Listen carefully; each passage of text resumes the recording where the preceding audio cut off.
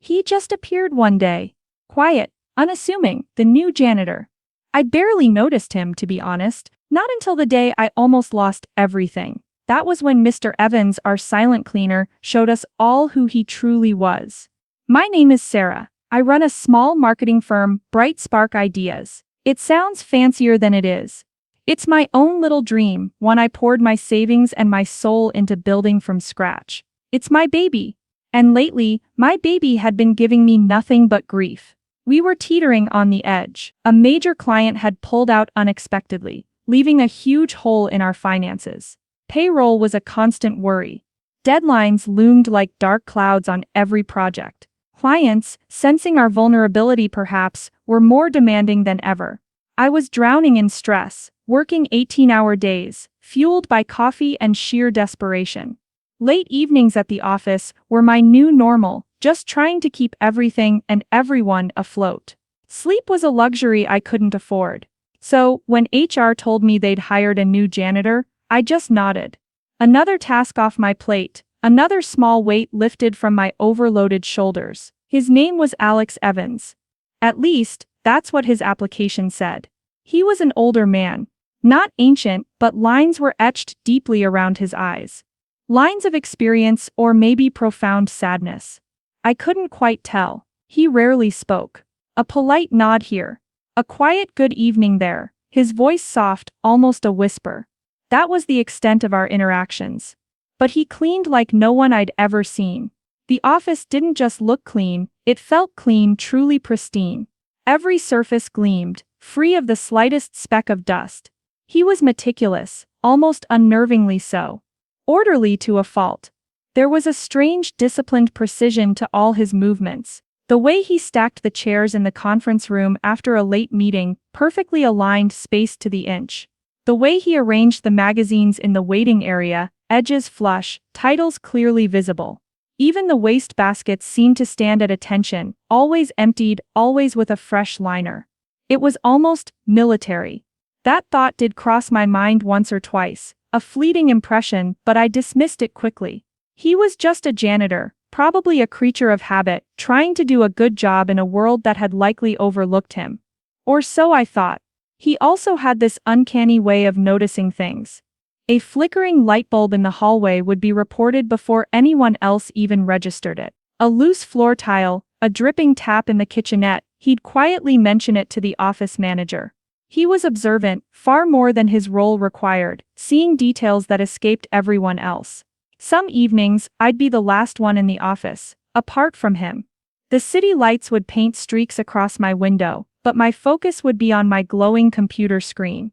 I'd hear the soft swish of his mop down the hall. The quiet, rhythmic hum of the vacuum cleaner. It was a strangely comforting sound in the otherwise silent, empty building. A reminder that I wasn't entirely alone. He never intruded, he just existed. In the background, a steady, reliable shadow. I sometimes felt a pang of something for him. Pity, maybe, if I'm being honest. He seemed so capable, so self-contained.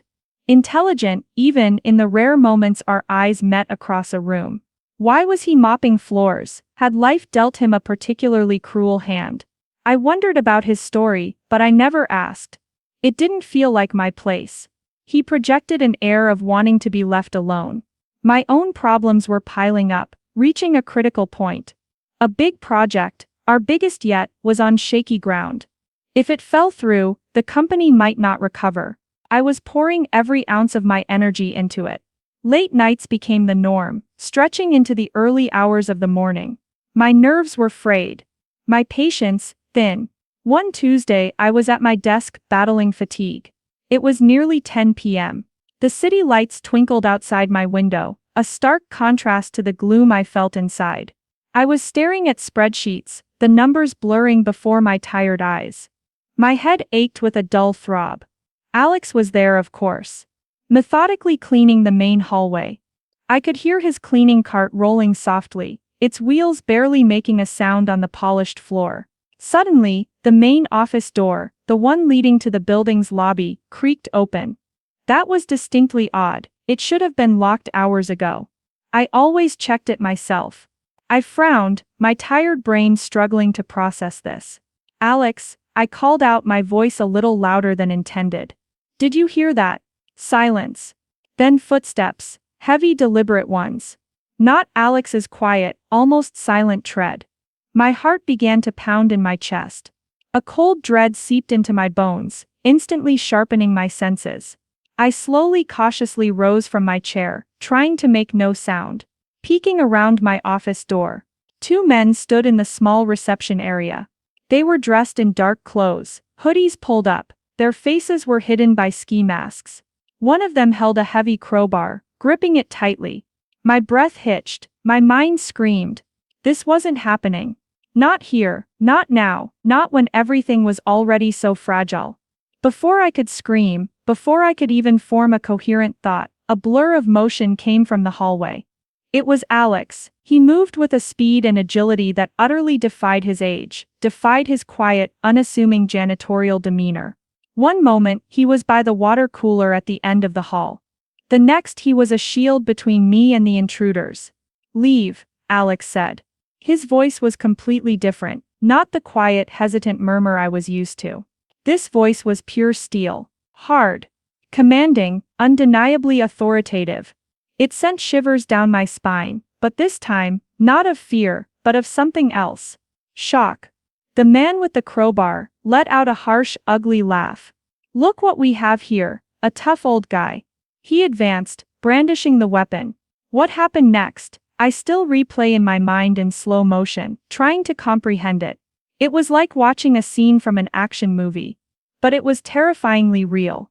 Alex didn't shout. He didn't posture or threaten. He just acted. He sidestepped the vicious swing of the crowbar with an impossible fluid grace. His hand shot out, a blur of motion. A quick, precise strike. The crowbar clattered loudly to the floor.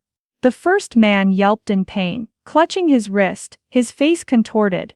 The second man, momentarily stunned, then lunged forward with a roar. Alex met him. There was a brief, brutal, and incredibly efficient struggle. It was so fast, I could barely follow the movements, but there was no wasted motion, no panic. Every move Alex made was economical, purposeful. He used the man's own momentum against him. Within seconds, both intruders were on the ground, groaning, effectively incapacitated. Alex stood over them, breathing steadily, not even winded. His face was grim, set in hard lines, but remarkably calm, utterly calm. He then looked at me, his eyes searching mine. "Are you okay, Miss Miller?" he asked. His voice was back to its usual quiet tone, as if he hadn't just single-handedly taken down two armed men. I could only nod, dumbstruck. My legs felt like jelly. My voice was trapped somewhere in my throat. He then calmly picked up the reception phone and dialed the police. He gave them the address, a brief, concise description of the events. His voice never wavered, never betrayed any emotion other than a quiet authority. The police arrived quickly, sirens wailing in the distance, growing closer, then stopping abruptly outside. Alex spoke to them. Clearly. Concisely. He was the perfect witness. He didn't embellish, he didn't seem flustered or agitated. He was just factual. The intruders were cuffed and led away, muttering curses. Paramedics checked on them, then on me. I assured them I was fine. Physically at least. Mentally I was reeling, my world tilted on its axis. After the police left, and the building was quiet again, the only sound the distant city hum. I just stared at Alex. He had retrieved a cloth, and was calmly wiping down a smudge on the reception desk, where one of the officers had leaned. As if nothing remotely out of the ordinary had happened. "Mr. Evans," I began, my voice still shaky. "Who are you?" He paused his wiping. He looked at me, those deep-set eyes. For the first time, I saw something flicker in them. Something I couldn't quite name. Regret? Resignation? "Just the janitor, ma'am," he said softly, his gaze dropping. But I knew with every fiber of my being, that wasn't true. No ordinary janitor moved like that. No ordinary janitor possessed that kind of calm authority, that lethal competence in a crisis. The man who had just saved me, possibly saved my company from a terrible, damaging incident, was no mere cleaner. The next day, work was a blur. I couldn't focus on spreadsheets or client calls. My mind kept replaying the scene from the night before. Alex's impossible speed, the deadly grace in his movements. His unwavering courage. It wasn't just that he'd fought them off, it was how he'd done it. Calculated. Efficient, almost like it was second nature, an ingrained response. Who was this man? The image of him, standing guard, then calmly wiping a smudge, haunted me. I had to know. My gut screamed that there was more to Mr. Evans than met the eye. I went to HR, my heart pounding with a strange mix of trepidation and determination. I pulled his employment file. It was laughably sparse. An address which I now wondered if it was even real. Previous employment listed vaguely as various short-term contracts. No solid references to speak of, just a few generic lines. It was almost a blank slate. Too blank for someone his age. It felt deliberately obscure. Was he hiding from something? Or someone? The thought sent a chill down my spine, but my curiosity, and a deep sense of gratitude, pushed me forward. I have a friend. An old college roommate, Jenna. Her husband, Mark, is a retired police detective, a man with connections and a knack for finding information. I called her. Explained the situation, vaguely at first, not wanting to sound alarmist. Then with more detail, describing the impossible skill Alex had shown. I asked if Mark could, unofficially, very discreetly, look into Alex Evans. I felt a bit guilty doing it. Snooping into an employee's past. But I needed to understand. My safety, my company's safety, could depend on it. A few days later, Jenna called back. Her voice was hushed, serious. "Sarah," she said, her tone grave. "This Alex Evans of yours. He's not just anybody." My heart thumped against my ribs. "What did you find?" I asked, bracing myself. "It was hard to find anything at first," she explained, like he deliberately dropped off the grid. "But Mark has his ways, his old contacts. Alex Evans, his real name is Alex Stanton. And Sarah, he was a soldier. Not just any soldier. Special forces. Highly decorated. Multiple tours in the most dangerous places on Earth. A hero by all accounts. A hero, mopping my floors." My mind struggled to connect the two starkly different images. The silent, unassuming janitor, and the elite, battle-hardened soldier. "Why?" I whispered into the phone, my mind racing. "Why is he working as a janitor at my firm?" "That part is less clear, more tragic," Jenna said softly. "He received an honorable discharge, but something happened on his last tour. Something bad. He lost men under his command. Mark thinks he came home. Broken, carrying an immense weight of guilt and grief. Seeking quiet. Anonymity. A way to disappear." I hung up the phone, my hands trembling. Alex Stanton. A decorated hero. Carrying a burden so heavy it had driven him to seek obscurity. He wasn't just hiding his incredible skills, he was hiding from his past, hiding from the world. And he'd found a strange kind of refuge in the quiet, unseen corners of my small office building. Everything changed after that. For me at least. I looked at Alex differently. When I saw him in the hallways, pushing his cart, I no longer felt a distant pity. I felt awe. And a deep, profound respect, mixed with a kind of sorrow for what he must have endured, the battles he was still fighting internally. I didn't know what to do with this knowledge. It felt too big, too important to ignore. Should I confront him? Thank him again, more formally, acknowledging what I now knew. Offer him a different job, something more suited to his abilities. The thought of him continuing to mop floors, knowing what he was capable of, what he had sacrificed, felt profoundly wrong. Yet, who was I to disturb the fragile peace he had so carefully constructed for himself? A week after the incident, I gathered my courage. I asked him to stay back, for a few minutes after his shift. I was surprisingly nervous. He agreed with his usual quiet nod, his expression unreadable as always. We sat in my office, the same office where he had stood guard, protecting me. "Alex," I began, deciding to use his first name, the one he had perhaps left behind. "I know who you are." He didn't flinch, he didn't look surprised, he just looked at me, waiting. "I know about your service," I continued softly, my voice gentle. "What you did. For our country. And what you did for me, for this company." He was silent for a long moment, his gaze fixed on something beyond my office wall. Then, he let out a slow, weary breath. "I see," he said, his voice barely a whisper. "I suppose it was only a matter of time." "Why, Alex?" I asked gently, my heart aching for him. "Why this job? Why here?"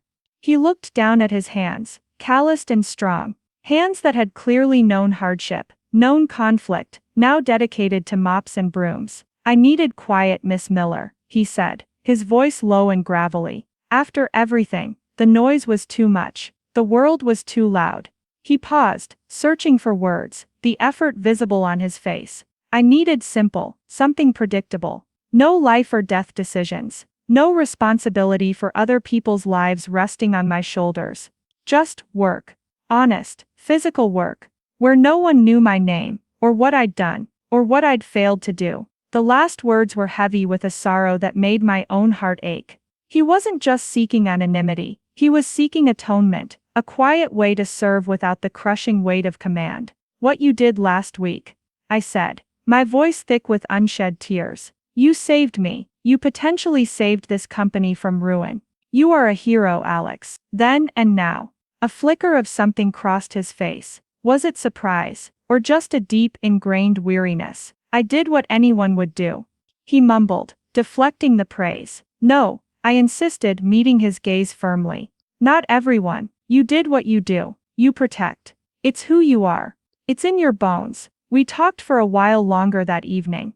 He didn't tell me much about his past, not the specific details of battles or losses, but he spoke of the weight, the constant memories, the ghosts, the desperate desire for a life where he wasn't defined by war, by violence. I listened. I tried to understand the depth of his pain, his need for peace. When he left my office that night, something had shifted between us, an unspoken understanding, a bond forged in a moment of crisis, and sealed by the quiet revelation of truth. The next day, I didn't offer him a new job title, like head of security, though the thought had crossed my mind. I didn't try to change his routine. He wanted simple. He wanted quiet.